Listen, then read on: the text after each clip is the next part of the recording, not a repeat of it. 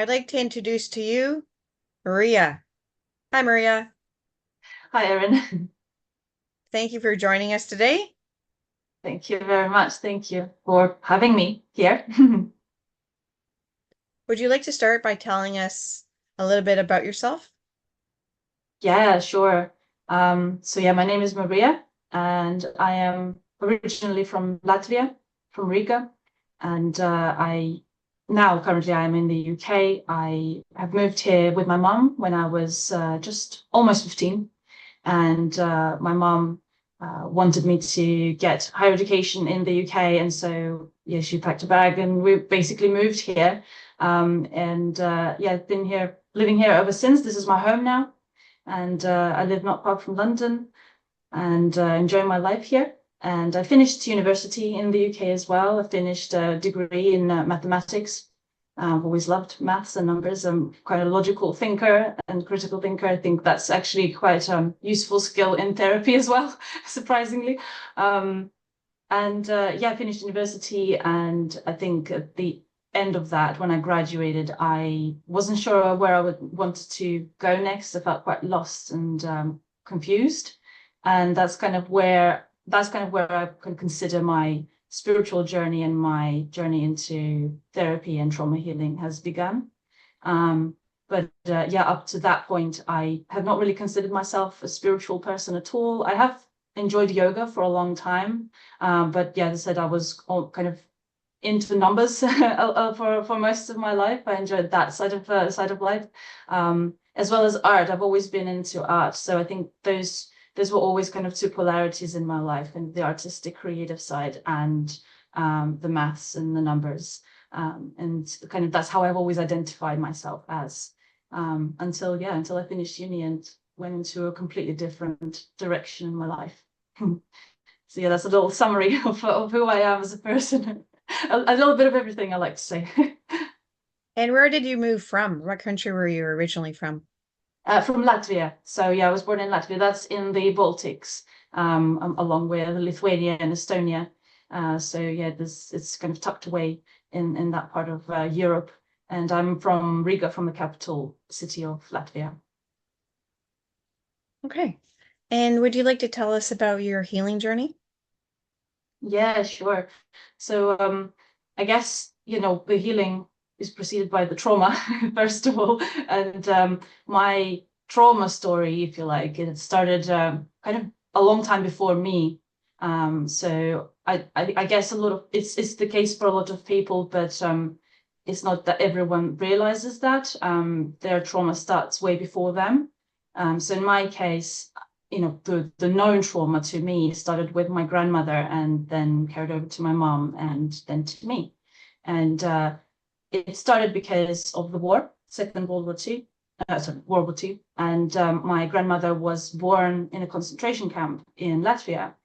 And obviously, post-war, it was quite a difficult life in Latvia and all the countries around USSR, as it was part of USSR at the time.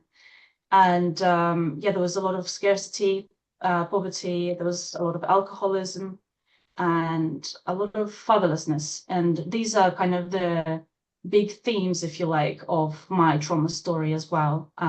Thankfully, not the alcoholism anymore, but scarcity and fatherlessness. And I would say chronic anxiety has been something that I have witnessed stretch throughout generations in my lineage, unfortunately.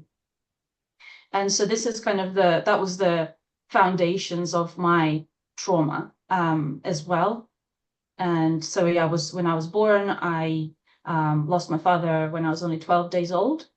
He was an alcoholic and he fell out of the building because he was drunk. And that I think brought a lot of unknown trauma at the time. I think, at the time I was 12, nobody really knew the word trauma. And there was just so much bad things happening at the time. It was 90s in Latvia. It was, Latvia just became independent. There was a lot of banditism in the country, and there was just constantly a lot of bad stuff happening. So it was almost like such a dramatic thing as a person falling out of a building and dying wasn't as big on amongst the background of many other bad things happening. I'm Um, sorry to hear but that. Yeah, no, thank you. Yeah. And even for myself, I would say that until I would say a few years ago when I delved into trauma healing, I didn't realize how big that is, because I was kind of always brought up with, I don't have a father and it doesn't really affect me. But delving into how trauma works, I realized how much my nervous system needed a father, and how important a father figure is, and I didn't have that.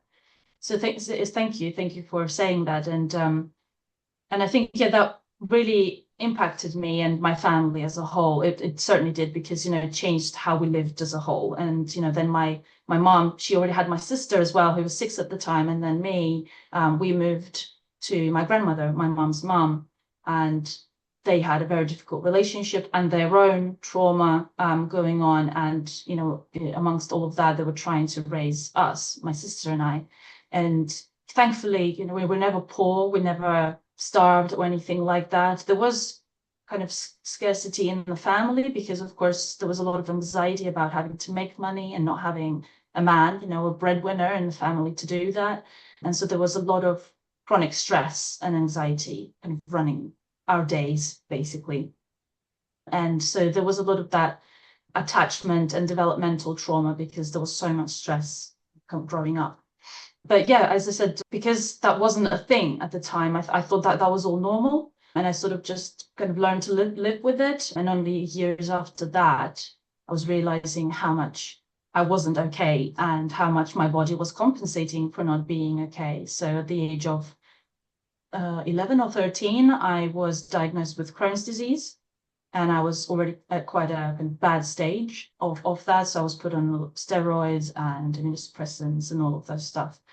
And of course, later on, I really realized how much that was a psychosomatic condition. And it was there because I was traumatized and constantly stressed and anxious and depressed and all of those things. And interestingly enough, my grandmother has an ulcerative colitis, and they say that Crohn's is like a worse case of that. So it's almost like trauma got passed on, not just emotionally and psychologically, but also physically in my family. And yeah, so that was kind of my health, I would say, was a big part of my trauma story as well, because I was always kind of an ill child with one thing or another. There was always something happening. And I think it was just the way for my body to try and process a lot of stress that I was carrying.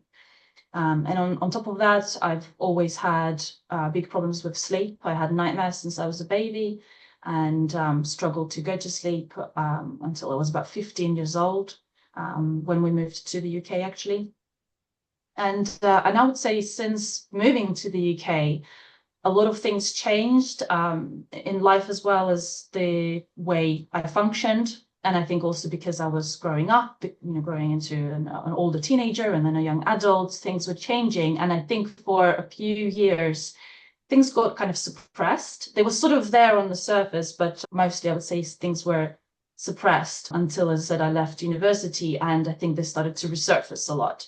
And I had some unfortunate relationships in my life at the time as well, romantic relationships that kind of added to the bank of trauma.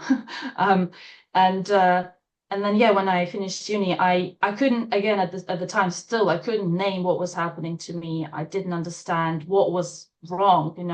I knew that I wasn't okay. I was really confused, very lost.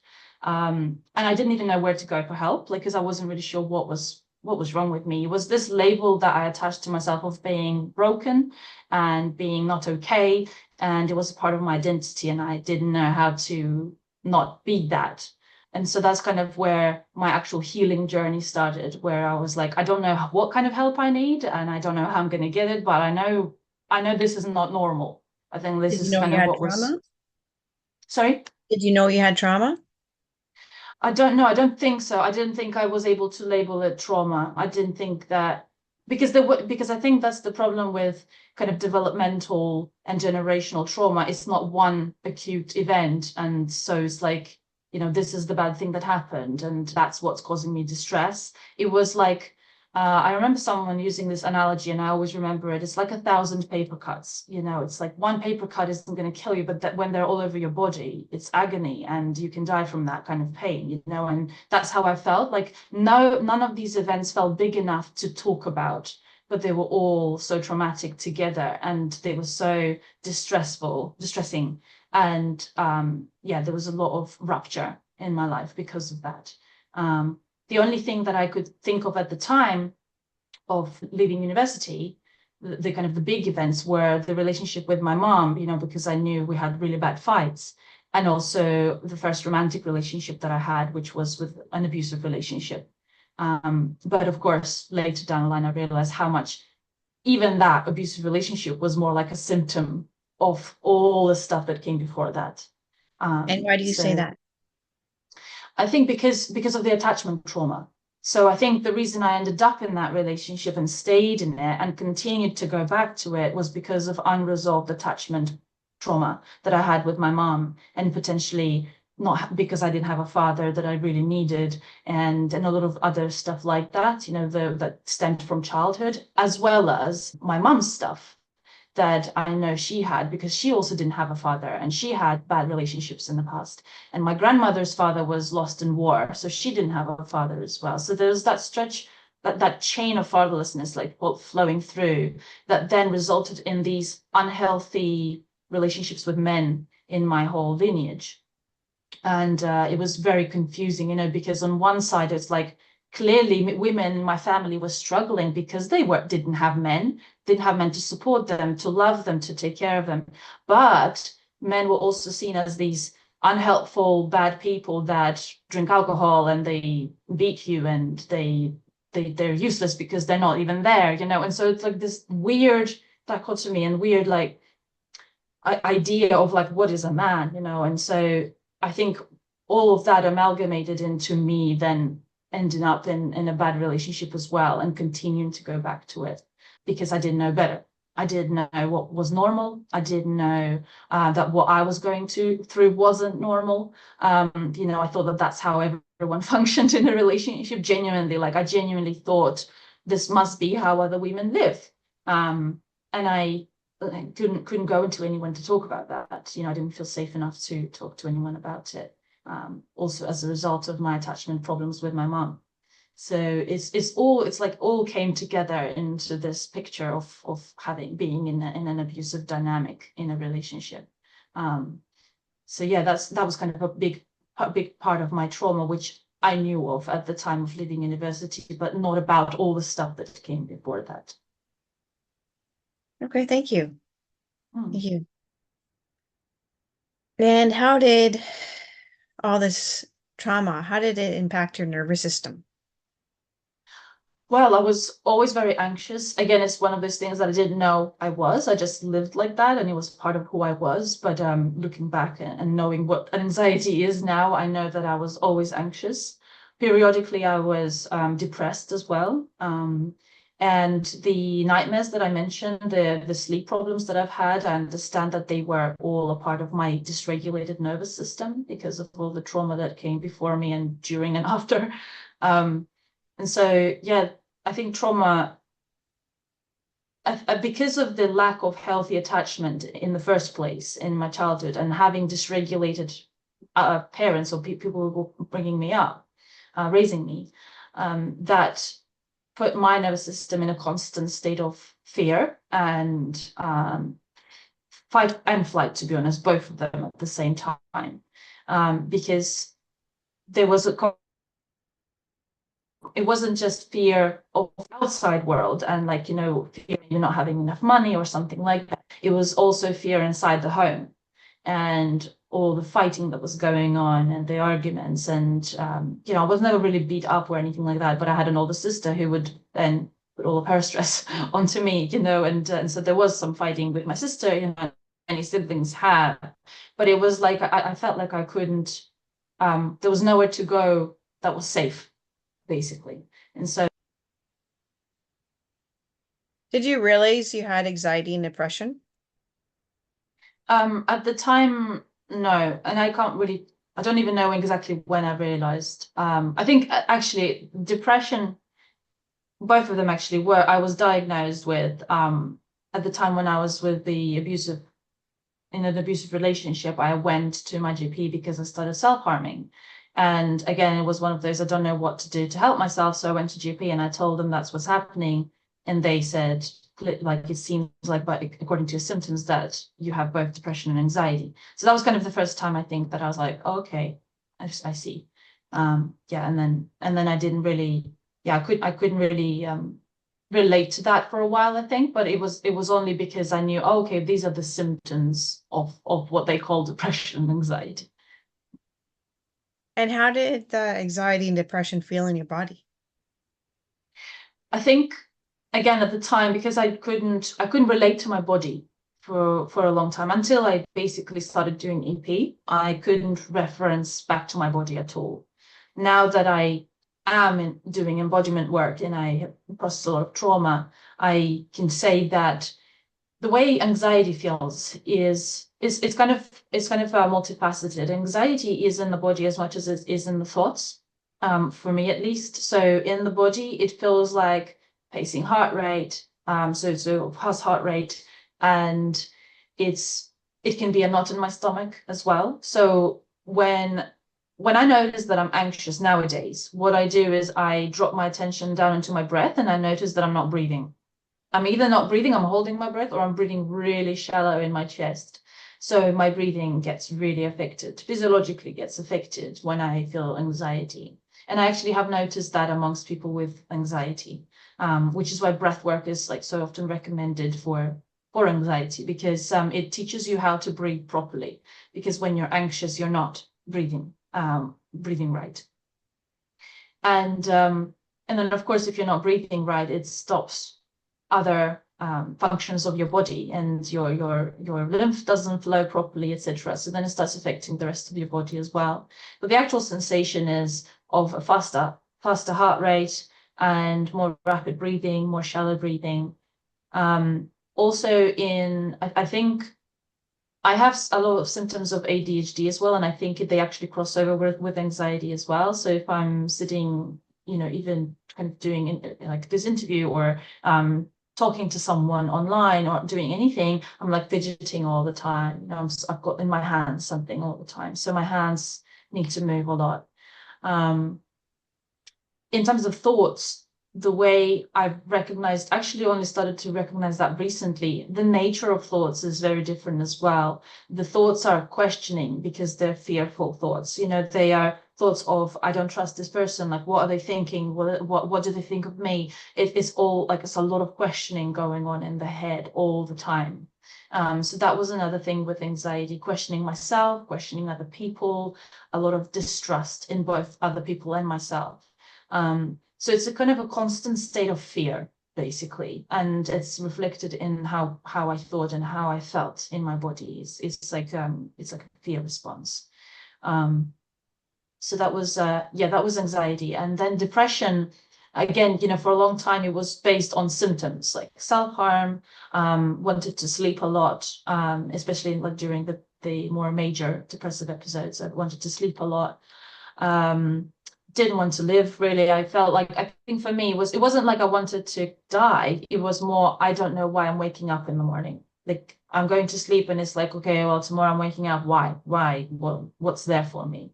So it was that felt sense of, it's like, when you feel happy and when you feel uplifted and motivated and you feel okay, you have in your mind like a timeline of your life, and you're looking ahead at like all the different projects you've got, and it's like there is a calendar in your head of like, this is my life. When you're depressed, that calendar is not there. Like, there's nothing in the future, and you're just stuck in this present moment, but you're not even present. You're just depressed, you're sad, and there's emptiness and there's void and there's nothing to look forward to. Even if practically there are things that are going to happen in the next few months, your brain, it's like, it's just a sense of just doom. It's like an impending doom. And in the body, I would say the way it feels for me, and I know, again, like working with other people, the way some people describe their depression, it's like weight on your shoulders. It feels very heavy. It's almost literally like someone put a heavy backpack on you and you're just like this, and it feels very heavy, and it's heavy to breathe, and everything is just so heavy. Everything, the whole life feels like it's just closing in on you, and you just want to sleep underneath it. That's how it feels. It's very downward, this energy. Whereas like anxiety is very hypervigilant. And so when you have both depression and anxiety, you're constantly in between, back and forth between these two states. And sometimes in both of them at the same time, you're pressed down by the weight of depression and you're hypervigilant at the same time. So that was my experience with it a lot. Yes, it's not fun, not fun, definitely. No, it's not fun. And how did embodied processing help you with anxiety and depression? So I remember the very first session I've had, and I think I'll remember it forever because it was the first time I was able to go, and just be in a nice place internally. And I was like, wow, I didn't know I had that inside of me. And it took a while to get there. When I had my very first session, they, were asking about my resource and like where I would like to go. And I said, okay, let's go to the beach because I know I like the beach. So let's try that. And so we go to the beach mentally. I'm at my beach and I'm realizing that I can't settle. Like I can't just like rest on the beach or sit on the sand or feel the water. Like I can't do any of that because I'm doing this. Like in my head, I'm like imagining myself at the beach and I'm like constantly like looking around. I'm constantly looking around. So I say it to my practitioner at the time. I said, I feel like I'm restless and I'm hypervigilant. Like I'm constantly checking if there's someone here. And so we really kind of sat with that and she guided me through it. And eventually I was able to stay calm and I didn't feel this like nervous energy of constantly looking behind my shoulder. And in that moment when I was able to just sit at the beach and feel good at the beach, I was like, wow, this is big. This is really, really big. And and initially we were planning to then go into a trigger and do more trauma processing. And I was like, do you know what? I just want to stay here for the rest of the session. And it was the most life-changing thing. And I knew that it's only going to get better from here. and I think being able to get in touch with my resource from that very first session and then continuing to build on that every single other session. And I've had, I don't know how many now, hundreds probably. I feel like building that, like strengthening that muscle of resource, really, I mean, it taught me so many things. One of them being that I have safety inside of me and I don't need to look for it externally. Whereas, before that's what anxiety and depression, they make you do. They make you reach outward, looking for safety in other people, in objects, in some activity, in other places. Because I used to move a lot as well. I used to move from one city to another, from one flat to another. Because I was constantly so uncomfortable in my existence and my experience. So being able to really strengthen the muscle of it's safe inside was life-changing for me. And then, of course, with that, what came with that was building that sense of everything I'm experiencing is normal. Like it doesn't matter how much, even I might have 10 different diagnoses as far as a psychiatrist might be concerned. But I know that I know how it feels internally, and I know that if I sit with it and I bring that resource to it, it's okay and it will be soothed and it will be transformed into something else. And I don't need to pathologize it. It's a normal experience given what I've gone through in my life. It's a normal reaction to abnormal events. And it for the first time I felt that with EP, that what I'm going through is normal. I'm not crazy. It's not something that I have to medicate. It's something that I need to learn to be with. And to give it love, unconditional love. And I think that's the other thing that EP gave me, that feeling of unconditional love towards myself and my own experiences. And of course, it's still a work in progress. There are certain parts of my experience that I have a bit of resistance to, and that's normal. But there were really big things, like with depression, anxiety, the things that were causing those, feelings of depression and anxiety, to be able to sit with those and not be overwhelmed by them, and not be scared of them, and be able to contain them and give them presence to those sensations and thoughts and experience it was really, it was huge. And it just felt like I wasn't stuck anymore. I think that's how the best to describe it. Like I wasn't stuck in that anymore. It sounds huge. A Yeah, huge impact. absolutely. Yeah. Because I think the thing that scares people the most in those instances is feeling like I can't do anything about it. And it's so big. It's like this, it's like you're a child and this is a huge person and you're powerless against that, right? It's like there's nothing you can do. You just freeze. And I think that's what depression and anxiety do to a lot of people. It makes them feel very powerless, because it feels like it's just a part of them that they can't get rid of, right? And I think with EP, it's like, okay, I don't need to get rid of that. My body is producing these sensations for a reason. And if I work with the reason, I then don't need to get rid of anything, right? Because there's no need for it to appear. And I think that was the huge thing, like feeling like I'm not stuck with this, like there's nothing to be stuck in anymore, because it's like a whole reframing of like what is happening to my experience. So yeah, it was really huge. It was, which is why, I was like, I need to help other people do this now. Like I couldn't, I was so grateful for the space that practitioners held for me and the value that I got out of it, that I really felt like I want to help other people feel that same freedom that I felt from this work. And what advice would you give our viewers? I think the advice, honestly, one thing that I was trying to do for a long time is trying to help myself by myself. And it was never going to work because my trauma was, a lot of that was attachment trauma. And you can't heal attachment trauma by yourself. That's like literally not how attachment works. You need the other person, you need a healthy person in front of you to sit with you and essentially hold your hand and walk with you as you're walking through the nightmare that you feel is inside of you, and show you that actually it's not that scary. And if you're trying to do it by yourself, like reading self-help books or trying to go to retreats and like in this like solitude, or trying to do it all by yourself and it's not working, it's because you need someone else. And I think that's the biggest advice I would give someone. That I know it costs money, a lot of the time you have to pay a therapist, a practitioner, but it's worth it. And it's worth the time that you might have to take to do that, because if you've experienced a lifetime of dysregulation and trauma, spending a year or two on good quality therapy is, it's nothing compared to the whole life of the life in the future that you can have, like a completely different life. So I think that's my advice, to really seek out good quality help, because obviously it's not enough to say just find a therapist, because you need to find your therapist and you need to find the right help for you, but it's really, really worth it to try and not do it all by yourself. So I think that's what I would say. Well, thank you so much. And do you have anything else to add? I think I'll probably just leave my website, and my business name is Self-Talk Body Soul. I'm on YouTube, I'm on Instagram. If anyone wants to talk, just have a chat with me, ask me anything, ask for support, anything at all. If anyone wants to get in touch, those are the places to go. My Instagram, DMs, or email me.